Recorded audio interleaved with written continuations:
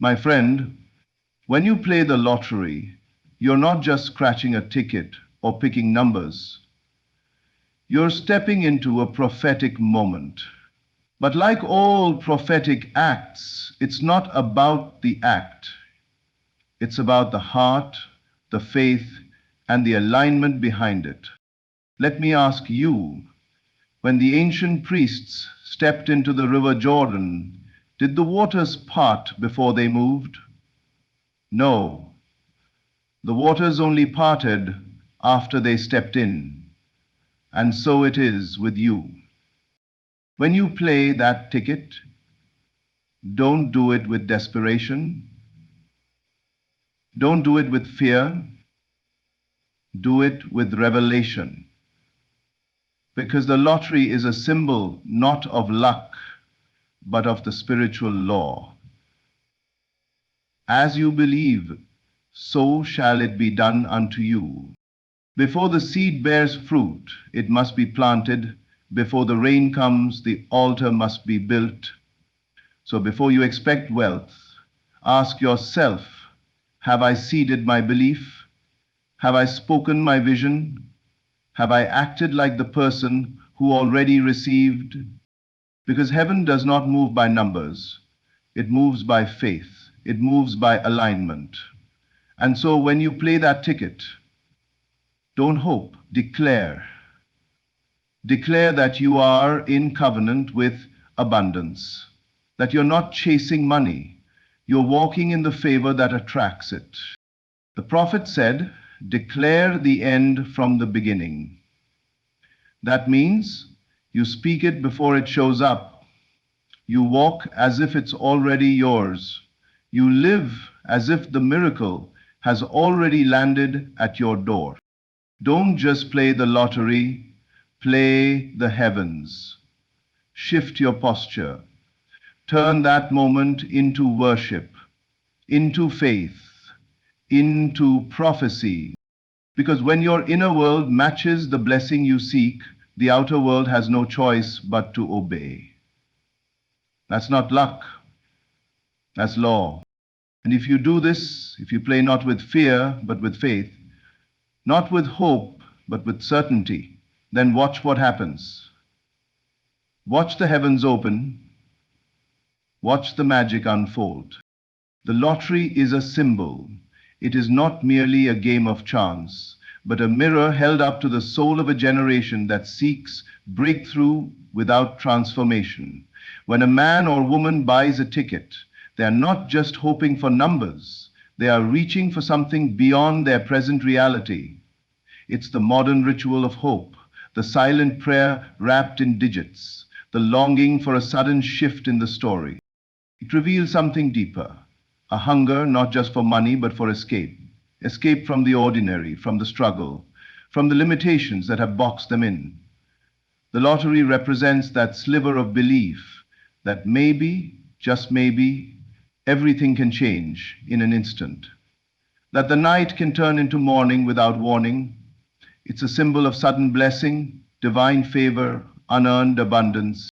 But even deeper than that, it speaks to how many live spiritually, waiting for God to suddenly drop a miracle while never changing the internal atmosphere, hoping for deliverance while never walking toward destiny.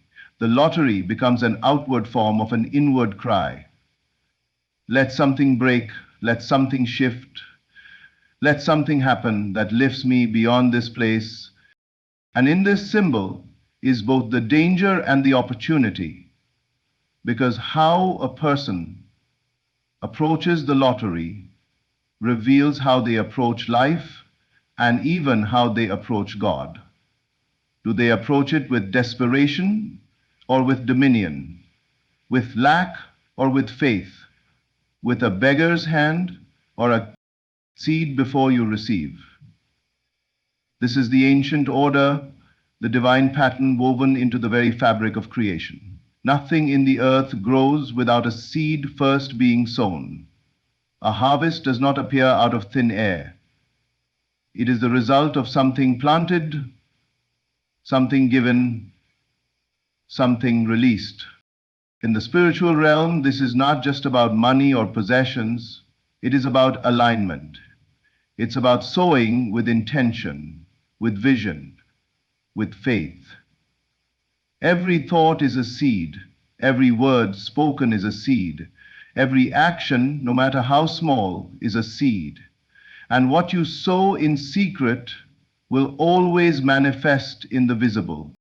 The mistake many make is to wait until the harvest comes before they act like it's real. They want to see the blessing before they move in belief. But that's not how the law of heaven operates.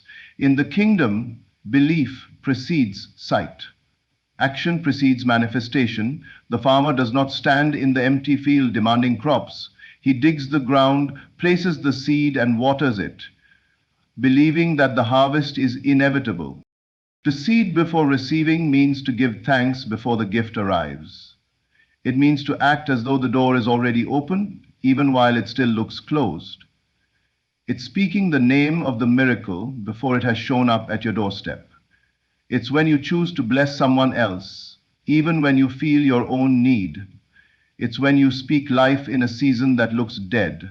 That is when heaven takes notice. Because the seed is proof of your faith. It is your act of partnership with the divine. It's the sign that you trust the process, that you believe the invisible, that you're not waiting for the wind to shift. You are commanding it. Align with the blessing. The blessing is not something that just falls randomly from the sky. It follows alignment. It seeks agreement. It is drawn to the life that is positioned to receive it. Just as a radio must be tuned to the correct frequency to catch the signal, so must your soul be tuned to the vibration of what you seek. People pray for abundance while living in the energy of lack. They ask for healing while holding on to bitterness. They speak of purpose while walking in confusion. This is misalignment, and misalignment delays manifestation. The blessing can't enter where it's not welcomed, not just with words, but with being. To align with the blessing means to become the version of yourself who already carries it. It means to walk, speak, and think from that place of possession. If you desire wealth, begin to steward what you already have with the excellence of a king. If you seek love, begin to operate in self-respect and compassion. If you ask for open doors, start moving as though the path is already clear. This alignment isn't a performance, it's a transformation. It's the internal decision to stop living from the memory of lack and start living from the revelation of abundance. It's recognizing that the blessing isn't just a gift, it's a realm, a dimension that requires you to rise in identity before you rise in status. And when your identity, your behavior, and your atmosphere match the reality of what you're asking for, the blessing has no resistance. It doesn't need to be chased. It will recognize you. It will come because it sees its reflection in you. Declare the end from the beginning. This is the way of the prophets, the way of creation, the way of faith that shapes worlds. In the beginning, God did not consult with circumstances. He spoke light while darkness covered the deep. He declared order while chaos reigned. He didn't wait for the conditions to change. He changed the conditions with a word. To declare the end from the beginning is to live prophetically, not reactively. It means you don't describe what you see, you proclaim what shall be. It is the language of vision, of destiny, of the unseen becoming seen. When you declare the end, you're not making a suggestion to the universe. You're releasing a divine decree that realigns everything beneath it.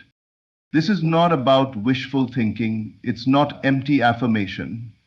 It is the boldness to speak the future in the face of a present that denies it. It's saying, I am healed, while symptoms still rage. It's declaring I am wealthy while the account says otherwise.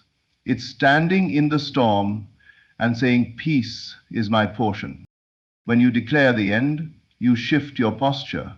You stop asking as if it might happen and start speaking as if it's already done. Because in the realm of spirit, time does not limit truth. What has been spoken in faith begins to exist the moment it's released. It travels ahead of you, prepares the ground, and returns in fullness. This is how you move in power, not by reacting to the now, but by living from the then, by stepping into the finished work and speaking it back into the present moment. This is the language of kings and priests. This is the weapon of those who walk not by sight, but by divine certainty. Don't chase, attract. Chasing is the movement of the desperate, the rhythm of one who believes what they desire is separate, distant, out of reach. But attraction is the energy of alignment, the quiet power of one who knows that what is meant for them is already on its way. Chasing is born out of lack. Attraction flows from abundance. When you chase, you reinforce the belief that you don't have, that you are without, that you must strive, push, and grasp.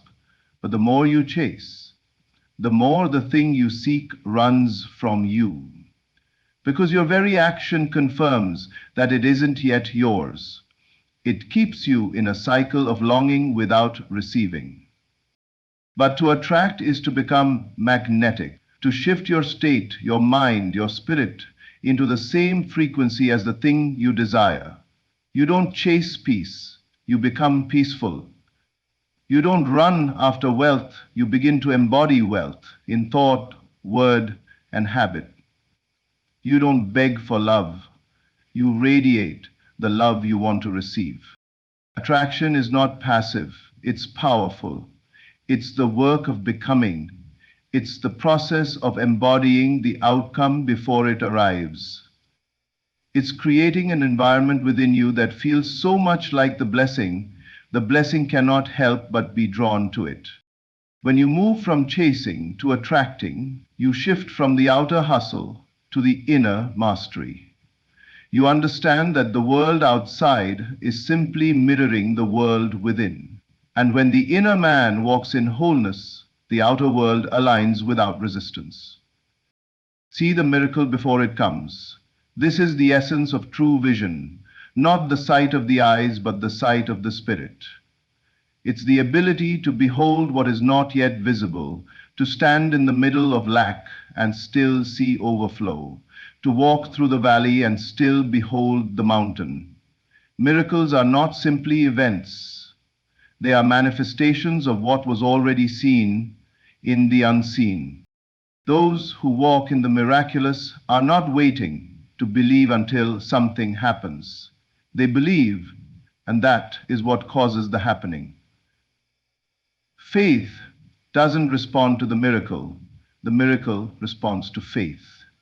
And faith is born in the imagination, in the inner eye, where what is invisible becomes as real as what is tangible. To see the miracle before it comes is to live in its reality before it manifests.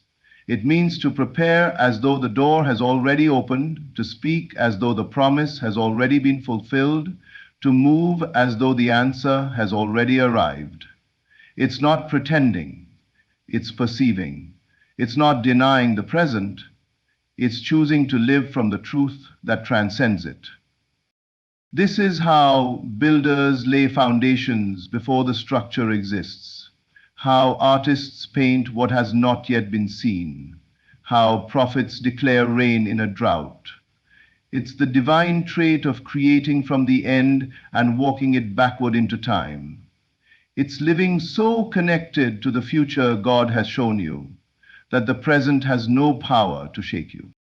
And the more clearly you see the miracle within, the more swiftly it will take form without. Not because you forced it, but because you recognized it. You gave it form in the spirit before it ever had substance in the world. So now you know. The lottery was never just about numbers.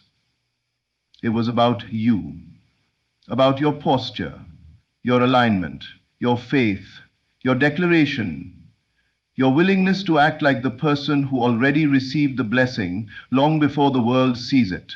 Because this isn't about luck, it's about law. It's about the ancient patterns that move the unseen into the seen. When you treat even a simple lottery ticket as a divine moment, as a prophetic act, you step into a different realm. You begin to walk not as one hoping to win, but as one who understands they already carry the seed of victory inside them. And once you move from chasing to attracting, from begging to declaring, from waiting to becoming, that's when the magic happens. Thank you for listening, and remember, you don't need to wait for the miracle, be the miracle. The moment you shift, everything else follows. God bless you.